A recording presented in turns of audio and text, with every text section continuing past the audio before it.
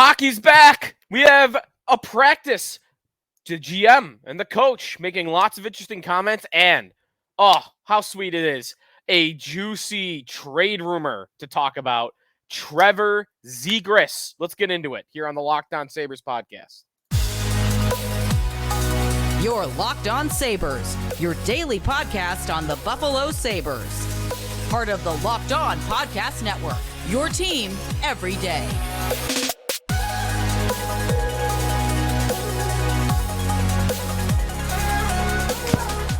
All right, and thanks for making Locked On Sabres your first listen every day. We are free and available wherever you get your podcasts, including on our YouTube channel, part of the Locked On Podcast Network, your team every day. The Sabres have taken the ice for training camp. We have lots of comments, interesting from the GM and the coach, as well as a lot of players as well. And most importantly to me, we have the juiciest trade rumor imaginable for the first day of training camp that you could really ever fathom.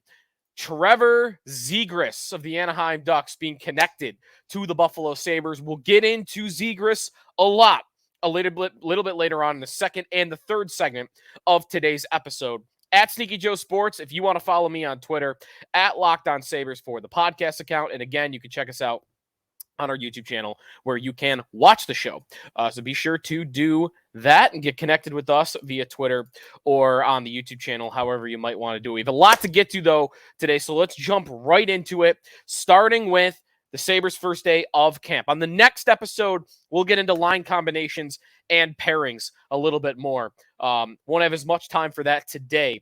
I would like to see, I didn't get to go down to the arena today. I know I saw from Lance Lysowski, Paul Hamilton, and all the Sabres beat guys, different line combos, different pairings. I'm going to go see practice myself tomorrow. And then I would like to, give a first hand look at what's happening, and 2 days of information, better than one. So we'll do all that on tomorrow's episode. So stay tuned for that, especially with a trade rumor today. Hey, that's going to eat up a lot of content on today's show. And I'm glad to have that happen. Also on the next episode, by the way, Pat Kane. We'll do that on the next show, though. There's a report about that. I'm not happy about it, but it's all right. It's all right. We're happy today because hockey is back. All the players are back on the ice. There were some, big moments, I would say, on the ice in terms of some wow plays from Zach Benson and others. Again, I didn't see that firsthand, but we can get to that a little bit later on. But before practice, we heard from Kevyn Adams. We heard from Don Granato. Media day for a lot of people. Kyle Poso spoke as well, Sabres captain. And I think we heard a very common theme amongst everybody. The captain, the coach, and all the way up to the GM. The GM really kicked things off on Thursday morning. Everybody willing to talk expectations.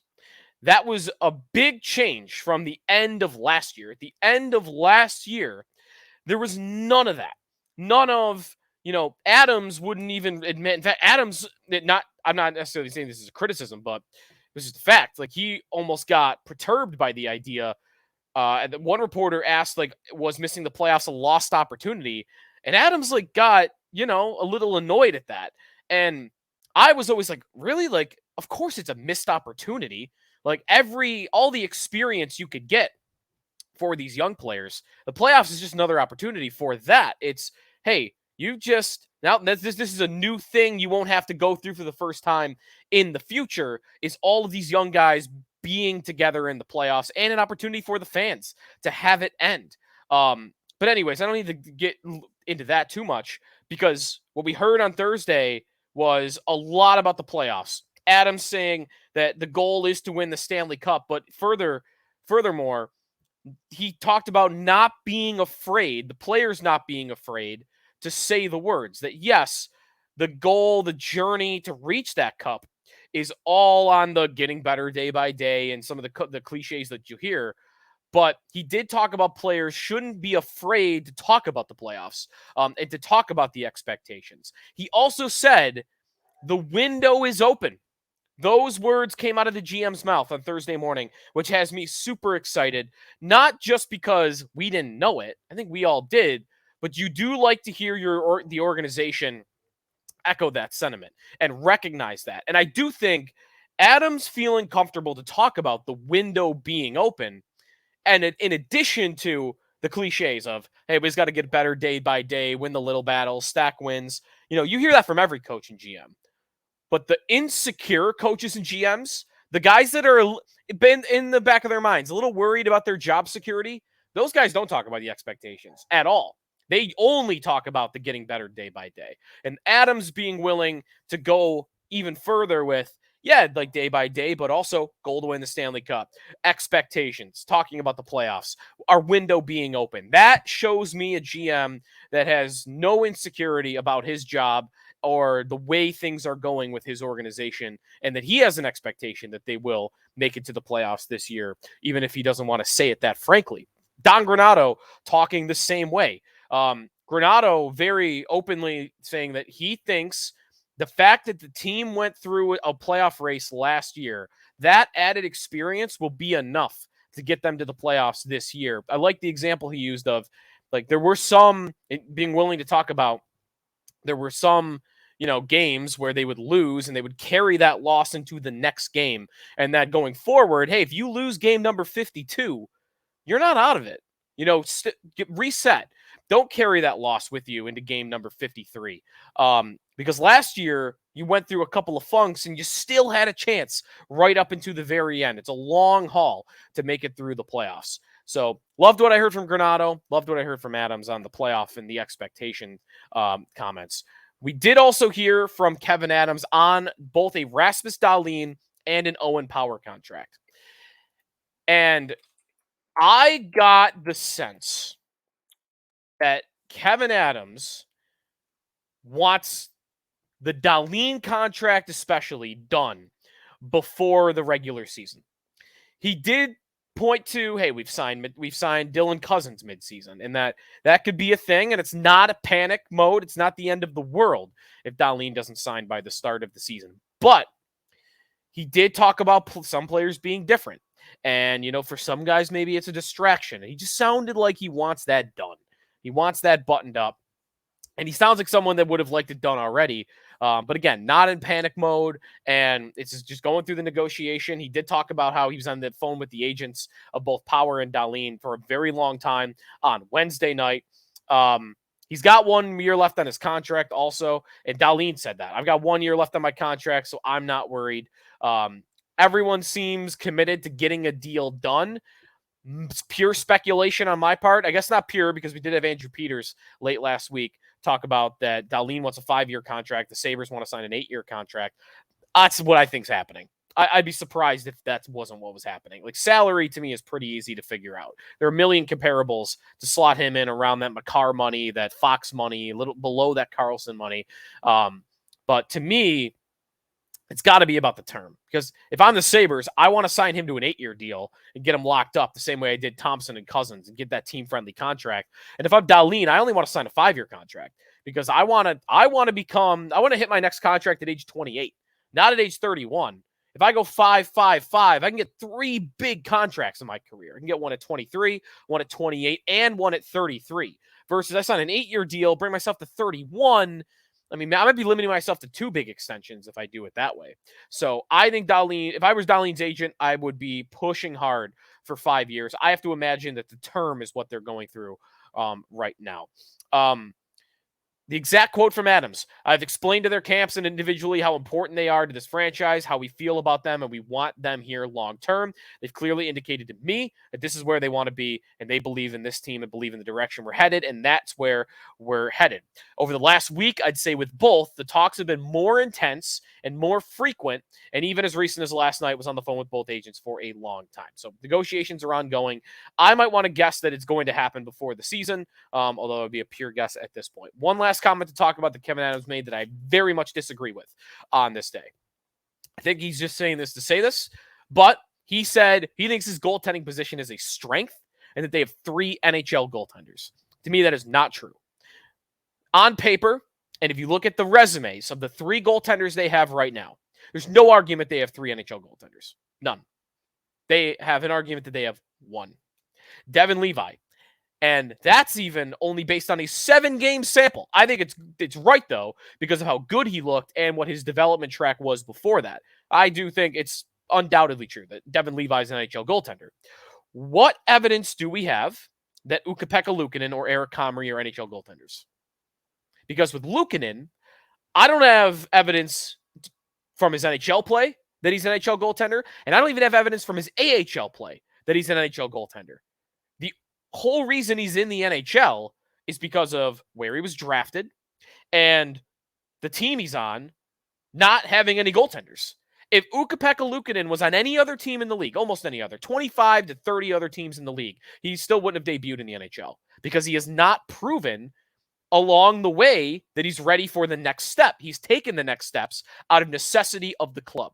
That's it. So to me, there is not an argument yet that Luukkonen is an NHL goaltender. Doesn't mean he can't progress this year, but to this point, you don't have that evidence.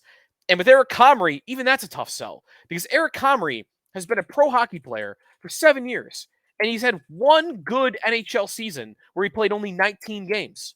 Otherwise, I mean, he's played 47 games in his career, and 38 of those are in the last 2 seasons.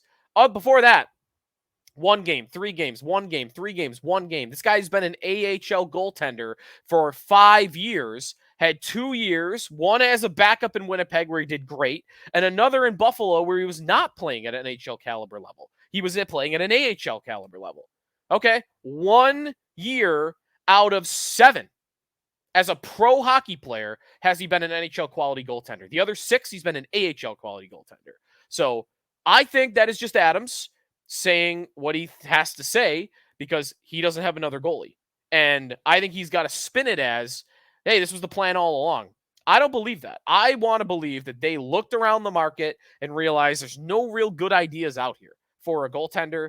So why don't we just stick with what we got? It's the best of a bad situation when it came to the goalie market this offseason.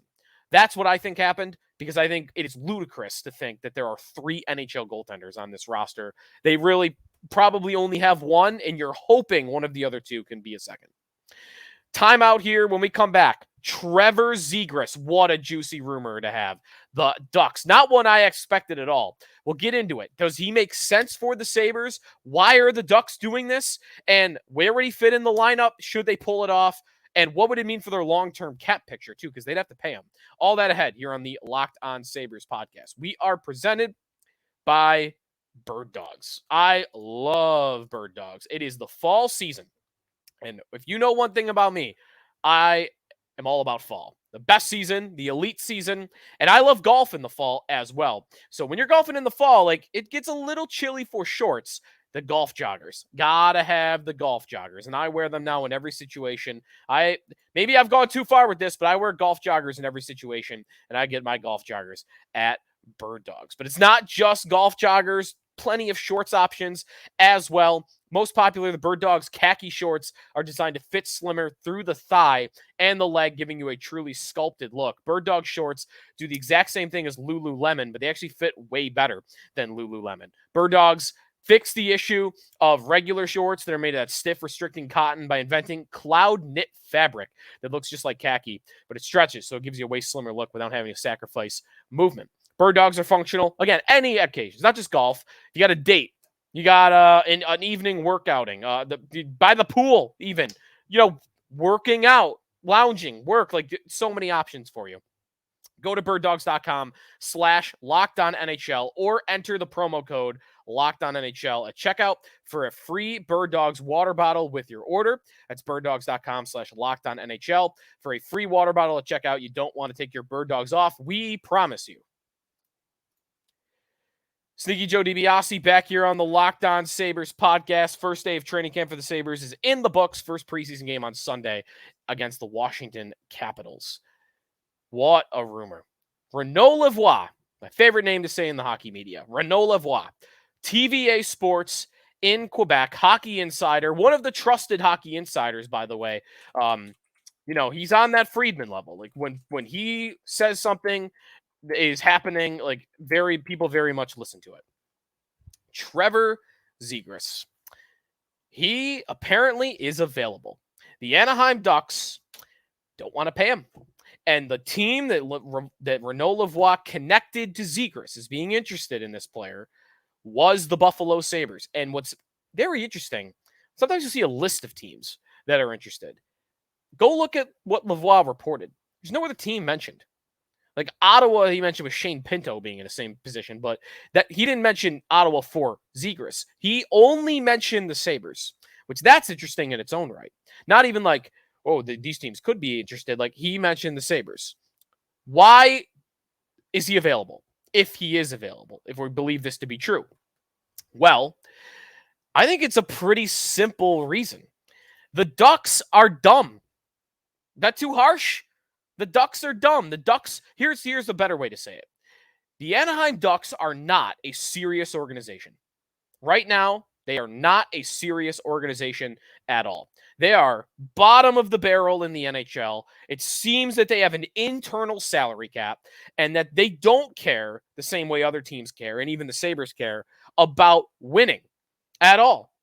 Lavoie reported the Ducks are offering Trevor Zegras, who, keep in mind, this is a player that is 22 years old, was a top 10 pick, showed up, had highlight reel goals all over, has become a star.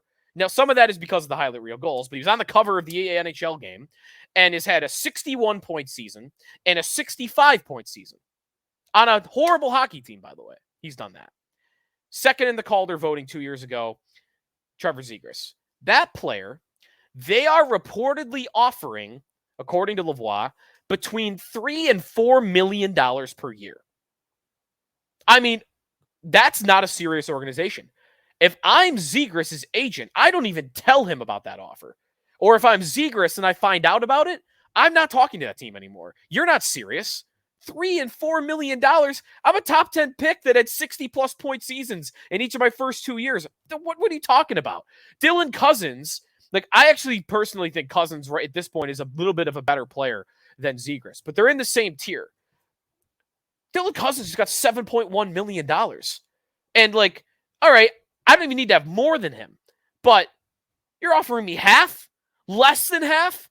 That's so disrespectful. That the Ducks, man, I think that's why that he might be available. Is he's probably looking at a team like, what are you doing? Are you drunk?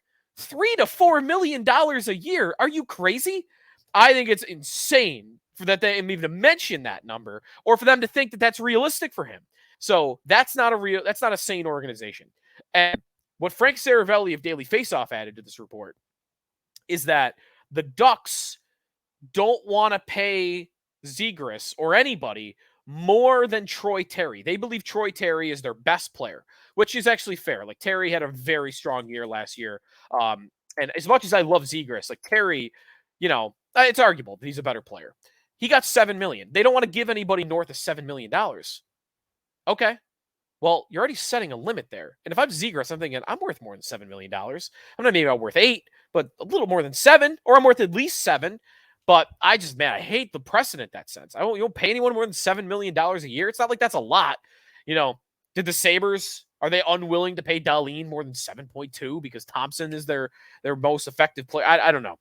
I just think it's crazy what the Ducks are doing right now. And Zegras, again, great player. I like the player. It's not just the high rate Leo plays, one of which happened against the Sabres, where he put the puck in his stick, flipped it over the net for a goal.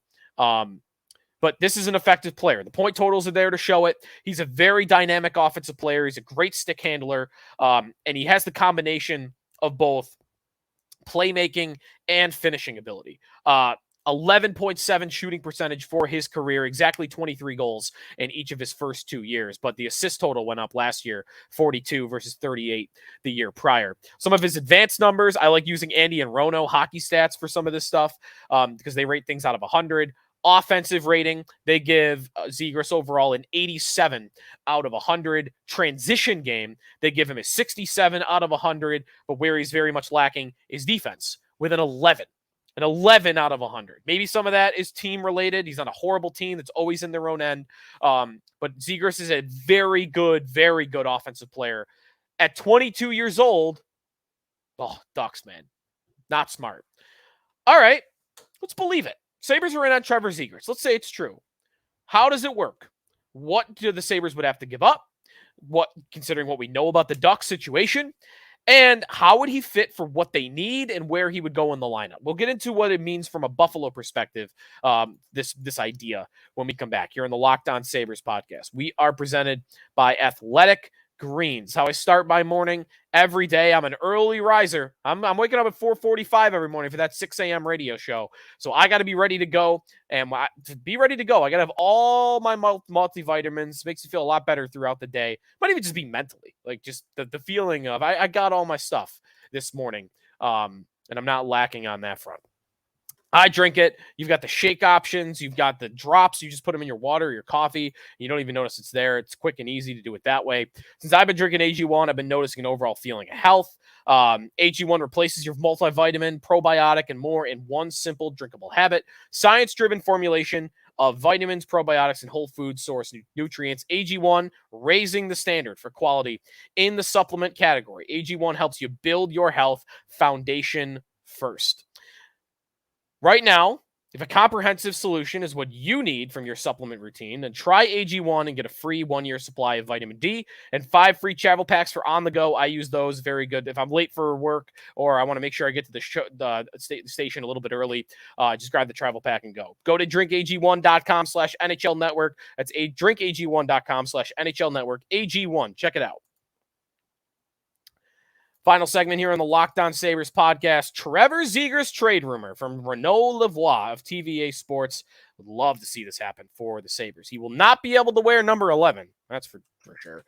If he gets traded to the Sabres. He did wear 46 in his rookie year, though. He switched to 11 last year. 46 is available, I think. But anyways, how would he fit for the Sabres? Well, let's start with what the price would be. What we know about the Ducks is they don't want to pay anybody. Right? That's what we know. They don't want to pay anybody. They're cheap. It seems they're cheap. All right. Well, they don't want Dylan Cousins. I don't want to trade Dylan Cousins anyway. I just told you I think Cousins is a slightly better player than Zegras at this point in time. Okay. So what do they want? They probably don't want Middlestat because they'll have to pay him in a year. They want prospects and picks. They're still in a tanking phase. They're still in a rebuilding phase, expected to be one of the worst teams in the NHL. And the Sabres have a plethora of first-round forward talent. So to me, that's the easy starting point. You take 1 or 2 of those first-round prospects and you package them together in a Trevor Zegras trade. And listen, we fall for these guys, right? Like I'm falling for Zach Benson. We've fallen for Yuri Kulik and the potential. Savoy, Noah Ostlund, if you want him on top of all this. Isaac Rosén, or Rosine, I guess is what Adams called him today. And we're always back and forth with his last name pronunciation. Listen, all these guys can't make the team. All these guys won't develop in the first place into becoming great players, but let's say they do. Let's say every one of these first-round guys, Benson, Kulik, Savoy, Ostlund, and Rosine, they all become good NHL players. There's not room for them all. There just isn't. So at some point, there will have to be a consolidation where they pick the most important and they ship off the others in 2-for-1 trades to get better. That's what you want to do, right? Like, I got all this depth, all these resources, 2-for-1. And in this case, it would, to me, be let's cash in on the potential. 2 maybes, or even 2 probablys, for a 1 definite. That's, to me, what it would be. Let's trade. It doesn't have to be the big hitters. You want to offer him Noah Ostlund and Isaac Rosine. All right. 2 maybes, or 2, good chances to a definitely. I know Trevor Zegras is a great player. Right now, this is another way to approach it mentally. If I told you either Isaac Rosine or Noah Ostlund would become Trevor Zegras, you would sign up for it on a dotted line in a heartbeat. If I told you right now either Zach Benson or Matthew Savoy would turn into Trevor Zegras, you'd probably say the same thing. Maybe it's different depending on the guy there, because Benson, there's more hype. Maybe you want to do one of those prospects and a first-round pick plus a depth prospect or something, a throw-in along the way. Or maybe you just want to do 2 of those prospects. Benson and Ostlund. Pick your combination. One of the good guys and one of the top prospects and one of the just below. I don't know what you want to do. But to me, a 2 or a 3-for-1 type deal for a team that is already loaded at forward. Like Peterka, Quinn, all these guys are here. Krebs, like there's already not a lot of room. And you've got 5 to 6 to 7 guys that are on the way. And you've got 2 spots, 3 spots for them. 2-for-1, 3-for-1. I love the mentality of that trade. I think the Sabres are a perfect trade partner for what the Ducks would want and to give them options. Both teams would have options for what you want to do. How would Zegras look in the lineup? Like, this is the big question about him. Do they need Zegras? Because in theory, no, they don't need Zegras. They were a top 5 scoring team in the NHL last year. They couldn't get saves, and they couldn't stop anybody defensively. Trevor Zegras doesn't solve either one of those problems. But here's what I'll say. Sabres haven't won anything yet. You can't turn away opportunities for great talent like that until you've actually won something. And it's not like they haven't addressed the other, Levi is going to play here this year. And they have Clifton and they have Johnson. Like, they've made some additions. I've loved the idea of Don Granato. Just give the man as much firepower as possible. Yeah, okay, you were 4th in scoring last year. Well, go be 1st. You know what? Like, you could still do better. And there might be regression coming for Alex Tuch and Jeff Skinner and Thompson. Like, there could be for some of these guys. Everyone on the team got a career high last year. Is that going to maintain itself? Maybe it will, but it might not. And Zegras could offset some of that. So to me, just add more talent, more scoring. Sure. Do I need it? Not necessarily, but it's not like it wouldn't help. Here's another way of approaching it. The Sabres were top 5 in scoring last year. If I told you Trevor Zegras played every game for them last year, would they have made the playoffs? Answer is yes. I think the answer is yes. 2 more points? They might not have been more than like 4 more points, 5 more points with him on the team. But would they have had 2 more points with Trevor Zegras on the team? Ask yourself that question. Even with all the scoring they had. One more guy that you can rely upon night to night. Now, the other thing about Zegras is he's a center. And the Sabres are already loaded at center. They have Thompson. They have Cousins. They have Middlestat. They have Krebs. Zegras would be 5 centers in the NHL lineup already, not including any of the prospect guys. But centers can move to wing very easily. I know Krebs hasn't had a lot of success doing it, but a lot of guys can do it. I saw someone compare it to like this Team Canada not put centers on their team because they have too many centers. Like, just go put as much talent as possible. If you got to move guys to the wing, you can. And we have a couple players we know can move to the wing on this team. Middlestat really has played last year more on the wing after the faceoff than he did at center. So Middlestat already basically is a winger. And Cousins has shown he can play on the wing. I don't need to move him to the wing, but he did it for Team Canada at the World Championships at a great success. He's talked about his versatility to do it. And moving to the wing, or you could even just move Zegras to the wing, honestly, and I'd be fine with that. Cousins, until he develops defensively, you can't say no, absolutely not to him moving to the wing, because last year he was so overrated as a defensive player. He was great offensively and amazing transitionally, but defensive zone, Cousins is not there yet. And until that happens, or until that starts happening, you can't just like, oh no, you can never move him. You can never move him under any circumstance. No, you go put him with Trevor Zegras. Have them rotate at center. I don't know. I think it's more talent to put on a team that is yet to accomplish anything. And I think, you have to be open to it on that front. One last part of this Zegras idea. What does it mean to their long-term salary cap picture? Because right now, no problems asked at all, right? But he needs a contract. He's an RFA. He does not have a contract at the moment. You need to sign him. A long-term extension for Zegras looks like what? I think it looks like what Cousins looks like. 7 or 8 year deal, $7 to $7.5 million a year. That's what I think a Zegras contract means. And what that could mean with a Dahlin contract on the way and a Power contract on the way and eventually Quinn, eventually Peterka, eventually Levi way further down. What it probably means to their cap picture is they got to say goodbye to Middlestat or Krebs. And that might already have to happen. I think Middlestat's the one I would really think about. But I'll say this, you pay Zegras $7 million instead of paying Middlestat $5.5. I'm good with that. Middlestat is good. No doubt. 59 points last year, which is not far behind Zegras. But Zegras is a more complete offensive player. And I think he is better. He's an upgrade. So, again, maybe Krebs would be the guy you push out.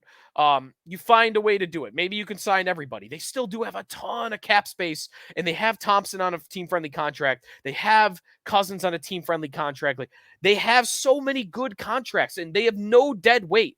Like, the Oposo's contract is done. Skinner, yeah, they have the Skinner contract, but Tuch is on the team-friendliest contract ever. Also, there's so many entry-level deals. Like, They could fit the Zegras contract and probably fit a Middlestead extension.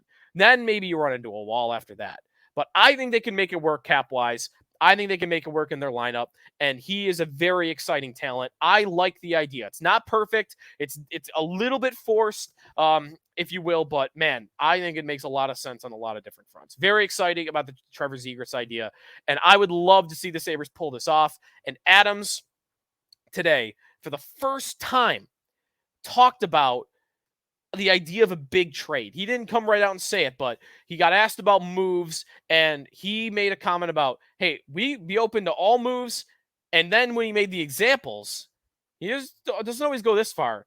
They could either be an incremental move, or hey, they could be a big ticket type of move, a big splash move.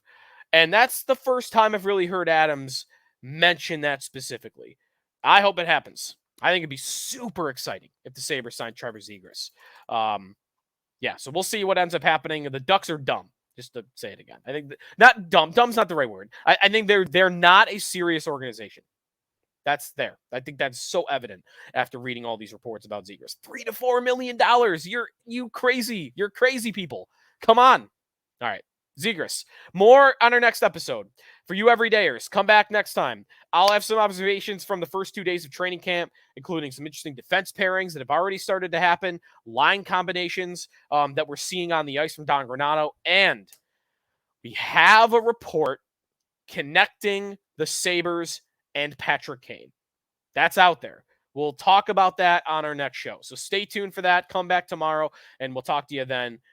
Hit us up at Sneaky Joe Sports, at Locked On Sabres on Twitter or on the YouTube channel. Thanks for listening. We'll talk to you next time here in the Locked On Sabres podcast, part of the Locked On Podcast Network, your team every day.